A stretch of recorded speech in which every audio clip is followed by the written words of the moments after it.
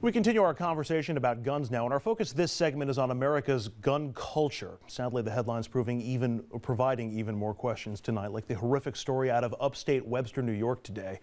Early this morning, an ex-con set fire to a car and house, and then when firefighters showed up to do their jobs, he opened fire, killing 2 firefighters, one of whom was also a police lieutenant. 2 other firefighters were injured, as was another police officer. The gunman, who had served 17 years in prison for beating his grandmother to death with a hammer in 1980, later took his own life. He was paroled in 1998 and was legally barred from owning a gun. Needless to say, the incident has scarred the community just outside Rochester. It's a very difficult situation. Nothing like that ever happens in Webster. It's a peaceful, loving, wonderful community, and it's a shock that something like this would happen, but for some reason violence is rearing its ugly head in this community, everywhere. Just so many things like this are happening. It's hard to explain. The other story is out of Tillamook, Oregon, on the Pacific Coast, west of Portland. 125 7th graders went to see The Hobbit last week. 2 boys unfolded their seat and they found a handgun that fell to the floor from the chair. Luckily, the boys knew enough not to touch the weapon and to alert officials. Good thing they did, because the gun was loaded, a round was in the chamber, and the safety was off. Was it real? Is it loaded? Is there anything is it from a crime scene? I'm a Boy Scout, and me and him have taken the hunting safety class. One of the rules is if you don't know, treat all guns as if they're loaded. The next day, a man walked into the theater and asked if anyone had found his gun. He has since been arrested, charged with reckless endangerment. He also had his concealed carry permit revoked. Those are the latest headlines, guys. But we always hear about the bad examples. We always hear the worst case scenarios of people who do not handle the responsibility of gun ownership with any sense of responsibility. Let me take the argument from gun enthusiasts or from people who might want the right to own a gun. Why should I be penalized for somebody else's misbehavior, for somebody else's inability to do things properly? Why should you take the gun out of my hand or my home because other people can't handle the responsibility? Because the consequences when they are not handled responsibly or legally are so dire. And this is absolutely a legitimate role and function of government to regulate weapons of mass destruction that enable domestic terrorism. It is appropriate for government to do this, and you restrict your unregulated liberty in order for everybody to be able to live a little safer. That's what happens in a civil society. We are a society we are a society of laws, and you know, if someone can have access to a weapon that can kill 100 people in a matter of 3 or 4 minutes, society, we just can't have this. Because what happens? Okay, what happens if liquid, you know, the terrorists and stuff like Saddam Hussein, if that ended up in the wrong hands? You know, with these weapons. Look at these babies. Let's not lose face of what happened here, you know? And I don't care what the NRA says. This time, they have lost. They don't think that they have. They think that they're going to duck and weave and bob and hide, and it's going to go away. And the more time that passes by, it's on their side. It's not going to happen this time. But there is a personal liberty issue or a libertarian perspective to be considered in all this. I mean, we certainly engage in lots of other activities that lead to harm and lead to tragic consequences, but we don't, you know, take cars away from wide swaths of people because people don't drive responsibly and things like that. Is there any concern, should there be any concern from people who want gun control about making sure that those who disagree with them are still heard from and still have access or still have the constitutionality of whatever regulations are implemented is an important concern and should be addressed. But the Constitution is an organic, living document, and what is constitutional is what the Congress and the courts say is constitutional. We live with the benefit and with the restrictions of laws that years ago, decades ago, generations ago would not have been considered constitutional, but now are. So yes, these are important considerations, and they should be heard and debated and given respect. But ultimately, it's up to Congress and the courts and the public pressure. No one is saying take your gun away. No one is making that argument. Most people are not making that argument. But what rationale, Andrew, is there to have an assault weapon that the military uses that can kill 100 people in 2 minutes? What's the rationale for that? But should there be any consideration to the rationale that, you know, if I can handle an assault weapon and care for it responsibly? Okay, but even if you are responsible with the weapon, we're using you for argument's sake here, what's the rationale for having that weapon? There's a rationale when you own guns to go hunting and so on. What's the rationale to have an assault style? Government can define what the new normal and the new acceptable is, and that changes from time to time. It changed with cars. It changed with tobacco. It changed with drugs. Drugs that are now possessing and selling them as a Class A felony used to be perfectly legal and included in soft drinks.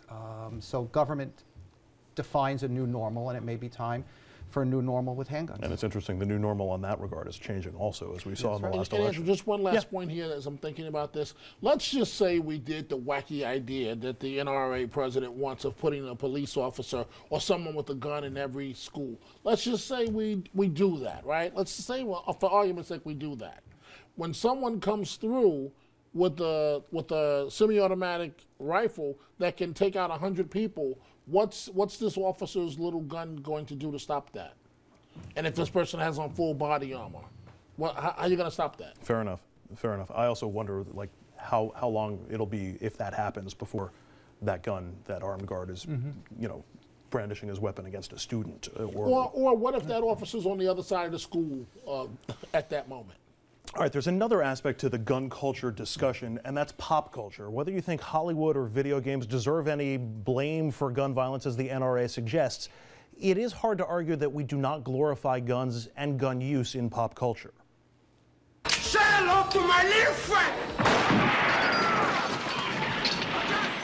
You wanna play rough? Okay.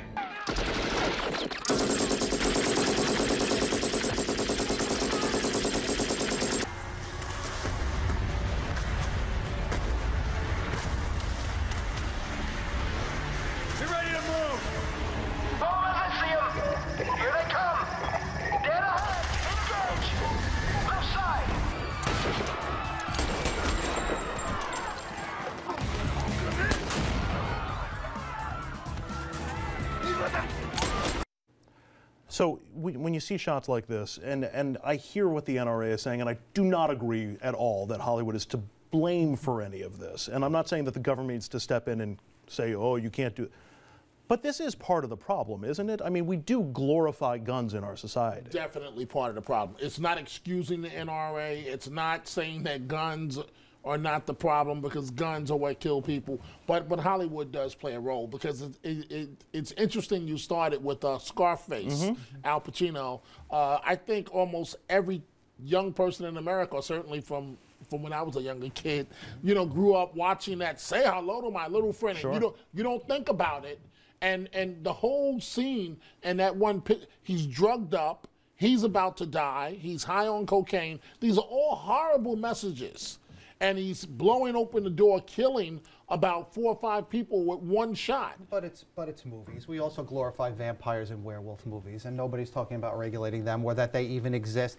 Movies are different than... They don't exist. That's why. Well, we suspect not. But movies are allowed to do what movies do, which is why there are rating systems. But you know, even that technology is changing. Availability on the internet and rating systems keeping up with the technology. I think it detracts from the seriousness of the gun argument. It does, but I know I would like to, and Dominic, sounds like you would like to see less of this coming out of Hollywood. I mean, certainly one of the things about those clips is those are all the stars or the heroes in the stories who are shooting all those weapons. I mean, I have enormous faith in people's judgment. I am an optimist, despite outward appearances. I believe people can tell the difference and take away messages when they need to. Let me give you a different example, because 20, 30 years ago, everybody smoked in movies. Everybody had a cigarette dangling out of them. Humphrey Bogart had a cigarette in his mouth his entire film career. And you also saw people carrying, you know, beers everywhere they went. Everybody stopping in the middle of the day for a couple of martini lunch in all of these movies. And getting away from that, as we have in our movies, I could argue, has made tobacco and alcohol less cool. We've also consequently seen a drop in usage rates.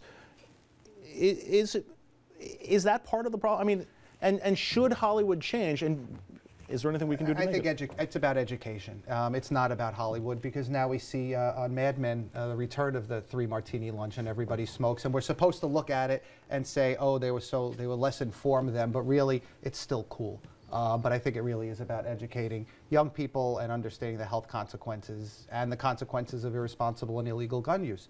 I just don't feel that it's about Hollywood. But I think we differ a little to that degree. I mean, we have the same premise in terms of the NRA, but I know in urban America, certainly in the housing projects and so on, and I don't know if it's just an urban problem, but to kids, guns are cool. And they're cool because of movies like Scarface and so on. And we got to change that culture that it's cool to have a gun. But guns and tobacco and guns and drugs are not the same. They're just not the same. So I don't see it as terribly analogous. All right, we're going to take another break here on RFL. When we come back, remember all that talk about Mitt's momentum late in the presidential campaign? Perhaps the candidate didn't get the memo. Mitt's son telling reporters essentially his father mailed it in, his entire campaign, all 6 years of it. We've got some Christmas Eve politics to discuss next.